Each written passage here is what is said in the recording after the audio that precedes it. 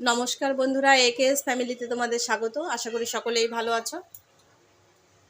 আমিও ভালো আছি বন্ধুরা। আজকে আমি একটা নিরামিষ বেগুন বাহার করে দেখাবো। দেখো বন্ধুরা, এখানে বেগুনটাকে বড় বড় করে কেটে নিয়েছি। একটা বেগুনকে দুভাগ করে নিয়েছি আর পেছনটা এরকমভাবে কেটে নিয়েছি। তাহলে মশলাগুলো, লবণ হলুদ সমস্ত কিছু বেগুনের মধ্যে ঢুকবে।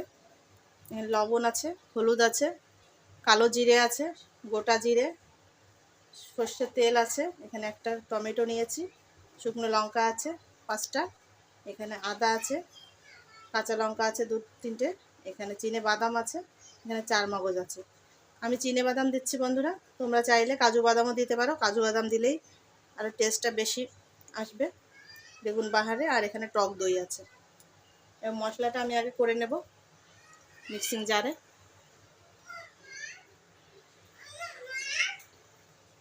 মিক্সিং জারে আমি একটা গোটা টমেটো দিয়ে দিচ্ছি, 4-5টা শুকনো লঙ্কা দিয়ে দিচ্ছি, আদা দিয়ে দিচ্ছি কয়েক টুকরো, 4 মগজটাও দিয়ে দেব, আর চিনে বাদামটাও দিয়ে দিচ্ছি। আর সামান্য একটুখানি জিরে দিয়ে দেব, অল্প করে জিরেটা দেব। বাদাম 4 মগজটা দেওয়া আছে, সেই কারণে গ্রেভিটা ভালো হবে। আর আমি টক দইটাও সঙ্গে দিয়ে একসঙ্গে আমি মিক্সিং জারে পেস্ট করে নেব।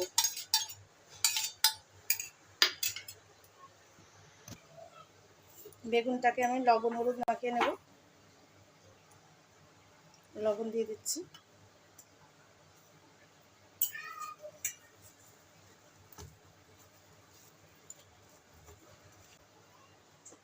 হলুদ দিয়ে দিচ্ছি।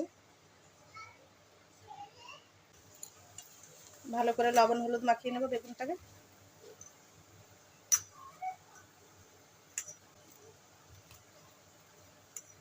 এই বেগুন বাহারটা দারুণ লাগবে কিন্তু বন্ধুরা। বাড়িতে যখন কিছুই থাকবে না ঘরে, এরকম সাধারণ একটা রান্নাই কিন্তু অসাধারণ লাগবে গরম ভাতের সঙ্গে।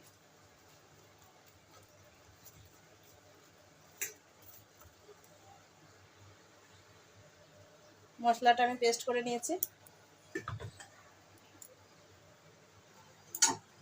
কড়াইটা গরম হয়ে গেছে, আমি সর্ষের তেল দিয়ে দিচ্ছি। বেগুনটাকে প্রথম ভেজে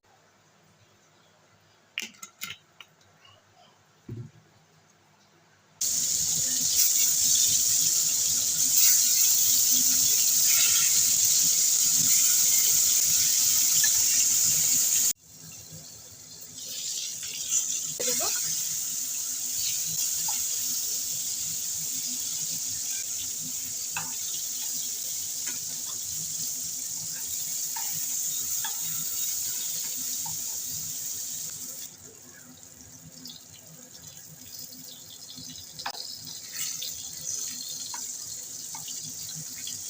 চেক করে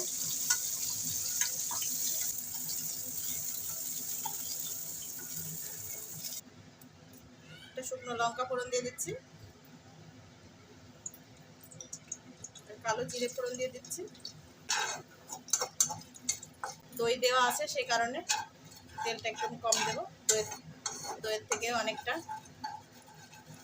তেল রিলিজ করবে। এর মধ্যে বন্ধুরা জিরে, একটুখানি 4 মগজ, জিরে, আদা, শুকনো লঙ্কা, টমেটো, আর আছে চিনে বাদাম, আর দই দেওয়া আছে। এই গ্রেভিটা করার জন্য, আমি এই মশলাটা করার জন্য এই মশলাগুলো দেওয়া হয়েছে, একসঙ্গে আমি পেস্ট করে নিয়েছি। এবার ভালো করে মশলাটাকে কষিয়ে নেব।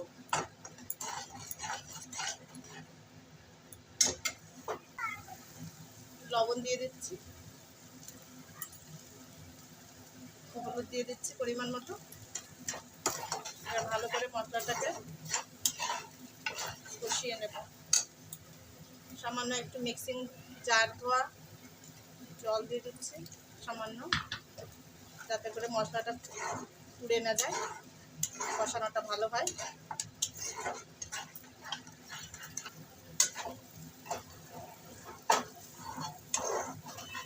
মশলাটাকে ভালো করে কষিয়ে নিয়েছি বন্ধুরা। মশলা ধোয়া জল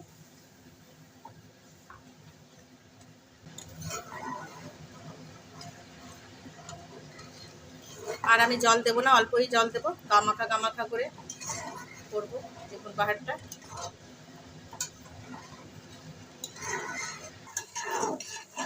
মশলাটা ফুটে উঠেছে, এবার আমি বেগুনগুলোকে দিয়ে দেবো। বেগুনগুলো ভাজাই আছে, বেগুন এমনি নরম, আগেই নরম, বেশি একটা জাল দেওয়া লাগবে না বেগুনে।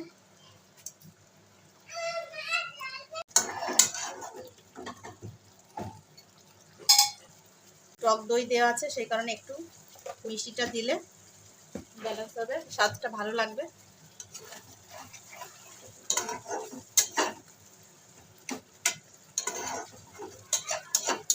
হয়ে গেছে, আমি নামিয়ে নেব। ভিডিওটা ভালো লাগলে বন্ধুরা লাইক, শেয়ার এবং সাবস্ক্রাইব করে দিও, আর পাশে থাকা বেল আইকনটা চেপে রাখবে, তাহলে রান্নার নতুন নতুন রেসিপিগুলো তোমাদের মোবাইলে সবার প্রথমে পৌঁছে যাবে।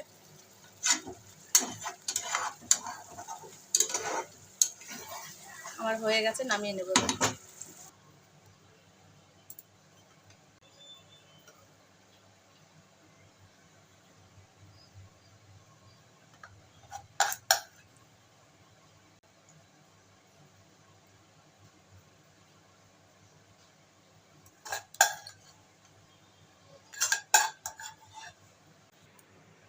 আজকের মতো টাটা, বাই বাই বন্ধুরা, আবার দেখা হবে অন্য কোনো দিন অন্য কোনো রেসিপি নিয়ে।